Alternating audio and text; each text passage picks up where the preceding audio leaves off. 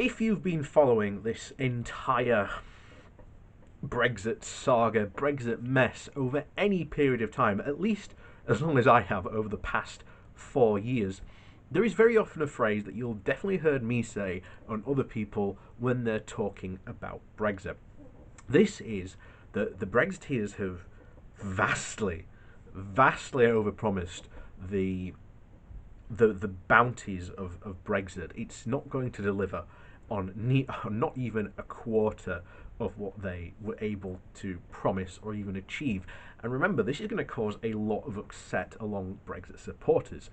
And as I keep on saying, it's very, very important to separate these two groups, because these two groups of people believe different things, which throws an even bigger thing into the mix when you're talking about Brexit. That's why we have always make that clarification of Brexiteers, Brexit supporters. But something very interesting always happens when we talk about Brexit, and we've seen this happen time and time and time and time again, constantly throughout all these 4 years, is when Brexit meets reality. Reality always. I'm having trouble connecting to the internet. That's Alexa. Have a look at the help section in the Alexa app. Reality always wins in an absolute mugging, shall we say? It's an absolute disaster, because the Brexit promises were built on a reality and on a Britain that just doesn't exist and can't really ever exist. This is why we very often talk about the Brexiteers trying to lionise stuff that, if you went back almost 100 years ago, you'd hear MPs who were, extolling the virtues of the British Empire and our colonies, you would see. And of course, this is a Britain that cannot ever exist ever again. It just physically cannot exist. But this is why it's so important to talk about. But we have to talk about the brutal reality of just what's going to happen. So this comes from the Yorkshire Bylines. I love the title of this. So Brexit is about to be brutally mugged by reality, as it always is. So Dr. Anna Jerazuka, I think that's how you say it, the founder and director of Trade and Borders, a consultancy business advising on the complex issues of international trade, on Thursday held an all-day webinar with customs authorities from Belgium, Holland, France and Ireland. So among the issues discussed were the traffic management problems raised by Brexit, for which we are scrambling to develop IT systems. The Association of Freight Software Suppliers, or AFSS, representing the companies who are supposed to be developing all new IT border systems, have recently written to the HMRC to say that companies will not be ready in time because the government cannot tell them exactly what is needed. So this is a quote from the Global Cold Chain News. This is an industry press. So the association said that its members could not guarantee delivery of the new Custom Declaration Service, or the CDS, because HMRC officials have failed to give details and direction for the project. The AFSS has told the HMRC that most of its members cannot get their software ready on time.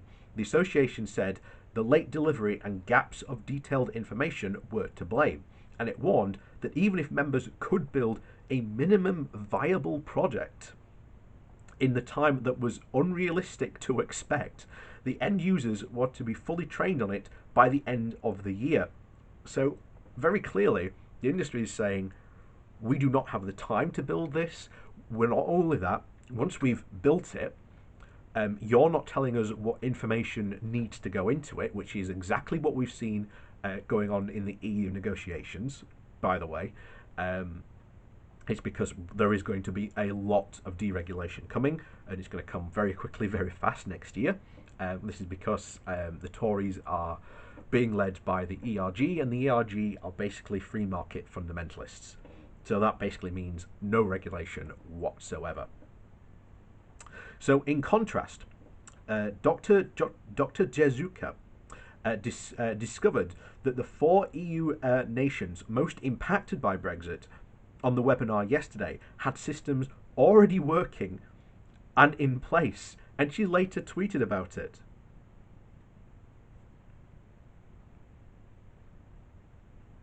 So, as her Twitter thread explains, in the EU 27, new customs officers have already been hired and trained.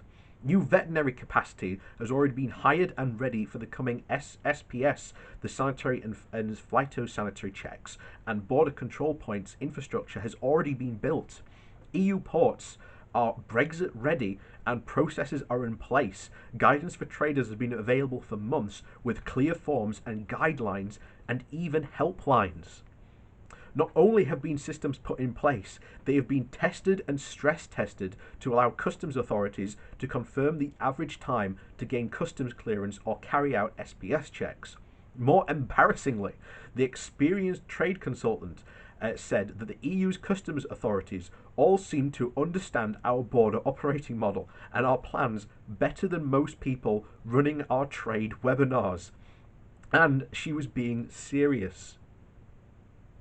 So, having worked for European companies, none of this comes as a shock or even a surprise. This is the absolutely normal on continental Europe.